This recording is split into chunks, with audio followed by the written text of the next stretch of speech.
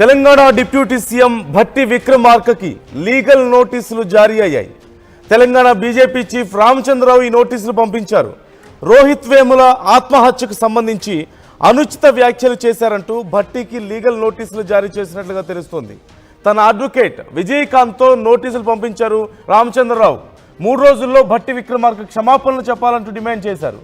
లేకపోతే 25 కోట్లు పరువు నష్టం దావా చెల్లించాలంటూ ఈ నోటీసుల్లో ఆయన పేర్కొన్నారు. రోహిత్ వేముల మరణంలో రామచంద్రరావు ఉన్నారంటూ, ఆయన పాత్ర కూడా ఉందంటూ భట్టి కామెంట్ చేశారు. భట్టి విక్రమార్క కామెంట్స్ మనందరికీ తెలిసిందే. రోహిత్ వేముల మరణానికి సంబంధించి ఉన్నటువంటి నిందితుల్లో రామచంద్రరావు పేరు కూడా ఉందని, సో అలాంటి వాళ్ళని తెలంగాణ బీజేపీకి అధ్యక్షులను చేయడం వల్ల బీజేపీకి నష్టం జరుగుతుందని, ఇది మంచి పరిణామం కాదని బీజేపీ అధిష్టానం, కేంద్రంలో ఉన్నటువంటి అధిష్టానం పునరాలోచించాలి, సీనియర్ నాయకులు మరొకసారి ఆలోచించుకోవాలి అంటూ భట్టి విక్రమార్క కామెంట్ చేశారు. ఈ నేపథ్యంలో దీనికి సంబంధించి నోటీసులు జారీ అయినట్లుగా తెలుస్తోంది. రామచంద్రరావు ఈ అంశం మీద ఆగ్రహం వ్యక్తం చేశారు.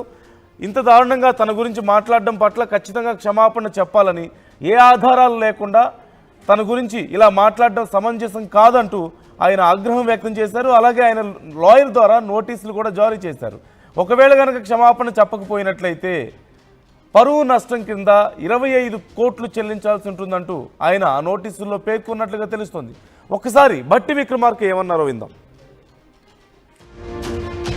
ఏబీపీ ఆధ్వర్యంలో సుశీల్ కుమార్ అనేటువంటి ఆ యూనిట్ అధ్యక్షుడిగా ఉన్నటువంటి వ్యక్తి అడ్డుకొని కావాలని వీళ్ళని దేశద్రోహులుగా చిత్రీకరిస్తూ ఒక కంప్లైంట్ యూనివర్సిటీ అథారిటీస్ ఇవ్వటమే కాకుండా భారతీయ జనతా పార్టీకి సంబంధించిన నాయకత్వానికి కూడా అందించి వీళ్ళ పైన కేసులు పెట్టి చర్యలు తీసుకునే విధంగా పైనుంచి, అంటే హ్యూమన్ రిసోర్సెస్ మినిస్టర్ దగ్గర నుంచి కింది స్థాయి అక్కడ ఉన్నటువంటి స్థానిక ఎమ్మెల్సీ రామచంద్రరావు గారి ద్వారా ఒత్తిడి చేపించి చివరికి రోహిత్ వేములతో పాటు ఒక 4-5 స్టూడెంట్స్ని రస్టిగేట్ చేయటం వల్ల అతను వేరే మార్గం లేక తప్పనిసరి పరిస్థితిలో ఆత్మహత్య చేసుకున్నటువంటి పరిస్థితి మనందరికీ తెలిసినటువంటి. ఈ అంశానికి సంబంధించి మా ప్రతినిధి శ్రీధర్ని అడిగి ఫుల్ డీటెయిల్స్ తెలుసుకుందాం. ఆ నోటీసులో ఇంకా ఏ అంశాలు మెన్షన్ చేశారు, అలాగే మరి దీనికి సంబంధించి ఇప్పుడు భట్టి కామెంట్స్కి సంబంధించి ఎలాంటి చర్చ నడుస్తుందని తెలుసుకుందాం. శ్రీధర్, డీటెయిల్స్ ఏంటి? నోటీసులో ఆయన రామచంద్ర ఏమేమి చెప్పారు, ఏం డిమాండ్ చేశారు, భట్టి కామెంట్స్కి సంబంధించి కూడా డీటెయిల్స్ ఏ విధంగా ఉన్నాయి, ఇప్పుడు మళ్ళీ ఎందుకని ఈ కేసును తెర మీదకి తీసుకొస్తున్నారు అసలు? యానందటు బీజేపీ రాష్ట్ర అధ్యక్షుడు భట్టికి ఇచ్చినటువంటి లీగల్ నోటీస్ లో క్లియర్ గా పేర్కొన్నారు. తన మీద అసత్యమైనటువంటి మాటలు మాట్లాడడమే కాకుండా తన పరువుకు భంగం కలిగించే విధంగా కూడా అటు డిప్యూటీ సీఎం భట్టి వ్యాఖ్యలు ఉన్నాయి. కాబట్టి దానికి సంబంధించి పరువు నష్ట దావా కింద కూడా 25 కోట్లు, అంటే ముందుగా బహిరంగ క్షమాపణ చెప్పాలి, లేదంటే పరువు నష్ట దావా కింద కూడా 25 కోట్లు చెల్లించాలని నోటీసులో కూడా పేర్కొనడమే కాకుండా ఇది కూడా దానికి ఒక టైం పీరియడ్ 3 రోజుల్లో కూడా ఆయన క్షమాపణ కోరాలని చెప్పి లీగల్ నోటీస్ కి రిప్లై ఇవ్వాలంటూ కూడా ఆ నోటీసులో పేర్కొన్నారు. అలాగే బట్టి మాట్లాడినటువంటి వ్యాఖ్యలు కూడా కోడ్ చేస్తూ దానికి సంబంధించిన కొన్ని ఫైల్స్ కూడా లీగల్ నోటీస్ లో అటాచ్ చేశారు. మరొక పక్క అటు బట్టికి సంబంధించినటువంటి వ్యాఖ్యలు ఒక్కసారి బీజేపీ వర్గాలు బగ్గుమన్నాయి. అప్పుడే క్లోజ్ అయినటువంటి కేసు ఎస్టీ కోర్టు ఏదైతే ఉందో స్పెషల్ కోర్టుకు సంబంధించి అటు రోహిత్ వేములకు సంబంధించినటువంటి వర్గానికి సంబంధించి ఆయన అసలు ఎస్టీనే కాదు, ఆ సామాజిక వర్గం కాదు అని కోర్టు కొట్టేసినటువంటి కేసు ఏదైతే ఉందో దానిపైన మరొకసారి రాజకీయంగా లబ్ధి పొందేందుకు కూడా కాంగ్రెస్ పార్టీ కూడా డిప్యూటీ సీఎం బట్టి మాట్లాడారంటూ కూడా అటు కాంగ్రెస్ నేతల బట్టి పైన ఎరుగుతున్నాయి. ఇంకొక పక్క గతంలో రామచంద్రరావుకు సంబంధించి జరిగినటువంటి సిచ్యువేషన్, ఎందుకంటే రామచంద్రరావుకు సంబంధించినటువంటి పదవి ఏదైతే ఉందో ఆ పదవి ఆగిస్తే అని చెప్పి బట్టి మాట్లాడినటువంటి వ్యాఖ్యలను కూడా తీవ్రంగా పరిగణించడమే కాకుండా బట్టి ఇదే విధంగా వ్యవహరిస్తే మాత్రం తాము తప్పకుండా కూడా బట్టి విక్రమార్కకు తగిన గుణపాఠం చెప్తాము. ఏదో ఒక ఇష్యూతోని కాంగ్రెస్ పార్టీ కూడా అటు డైవర్ట్ పాలిటిక్స్ చేస్తుంది, అసలు రామచంద్రరావుకు అధ్యక్ష పదవి ఇచ్చే ఓర్చుకోలేకపోయిన ఇటువంటి వ్యాఖ్యలు చేస్తుందని చెప్పి కూడా బీజేపీ నేతలు అయితే అంటున్నారు. మరి ఏదైనా స్ట్రాటజీ ఉందా ఇప్పుడు కాంగ్రెస్ మళ్ళీ ఈ అంశాన్ని తెర మీదకి తీసుకురావడం? ఇట్స్ బీన్ 8 years కదా.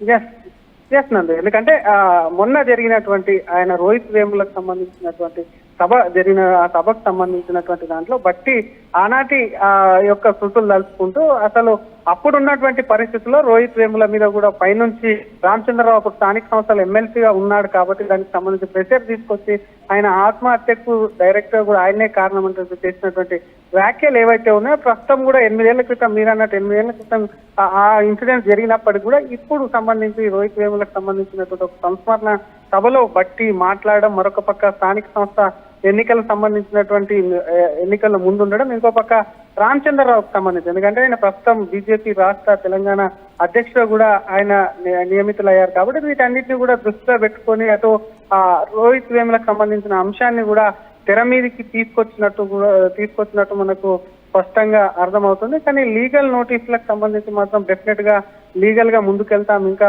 రాజకీయంగా కూడా బట్టిని ఎదుర్కొంటామని చెప్తున్నారు. కాబట్టి కాంగ్రెస్ ఒక రాజకీయ ఎజెండాతో ముందుకెళ్తుందని చెప్పి బీజేపీ నేతలు కొట్టివేస్తున్నారు. వాటికి సంబంధించి ఇందాక చెప్తున్నట్టు రోహిత్ వేములకు సంబంధించినటువంటి అంశంలో తను ఎస్సీ సామాజిక వర్గం కాదని చెప్పి కూడా అటు కలెక్టర్ ఇచ్చినటువంటి ఆనాడు కలెక్టర్ ఇచ్చినటువంటి సర్టిఫికేట్ ఉంది, ఎస్సీ ఎస్టీ కోర్టు కూడా కేసు ఆత్మహత్య కాదని కొట్టేసినటువంటి అంశాలన్నింటినీ కూడా మరి అందులో లీగల్ నోటీసులో పేర్కొన్నారు. కాబట్టి బీజేపీ డెఫినెట్ గా కూడా ఎందుకంటే ఎంతో కొంత ఎన్నికల ముందు పార్టీకి డ్యామేజ్ కలిగిస్తుంది, అటువంటి వ్యక్తికి గిఫ్ట్ అని చెప్పి బీజేపీకి సంబంధించినటువంటి ప్రెసిడెంట్ మీద వ్యాఖ్యలు ఏవైతే ఉంటాయో బీజేపీకి ఖచ్చితంగా కూడా కొంత నష్టం చేకూరుతాయి. కాబట్టి ఇటువంటి వ్యాఖ్యలు బట్టి చేయడం అనేది కూడా ఆయన దురుద్దేశంతోనే చేశాడు, ఆయన కావాలని ఈ వ్యాఖ్యలు చేశాడు. తమ అధ్యక్షునికి సంబంధించి కూడా రాజకీయంగా ఎటువంటి మచ్చలు లేదు కాబట్టి ఏదో ఒకటి కావాలని కూడా ఇటువంటి వ్యాఖ్యలు కూడా చేయడం కూడా ఆయన వ్యక్తిత్వాన్ని కూడా ప్రశ్నించేటువంటి అంశం కాబట్టి డెఫినెట్ గా దాన్ని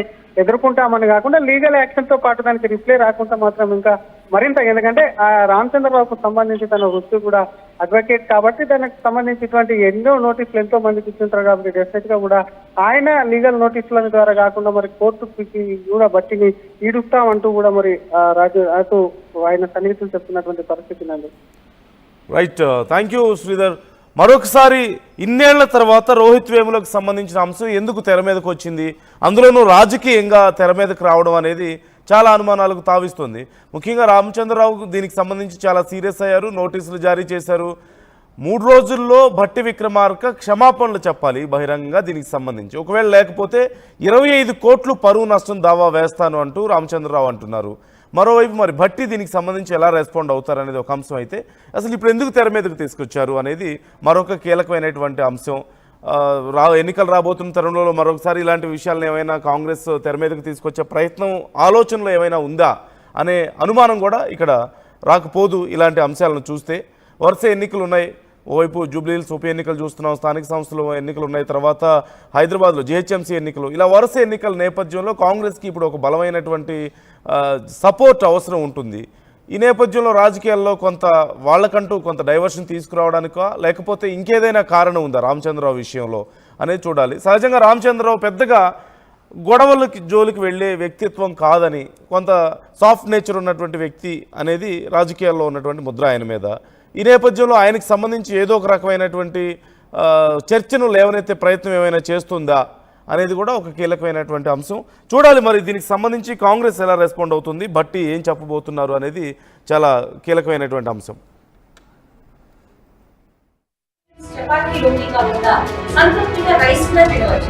doctor rice, sugar free rice, doctor rice, diabetic rice,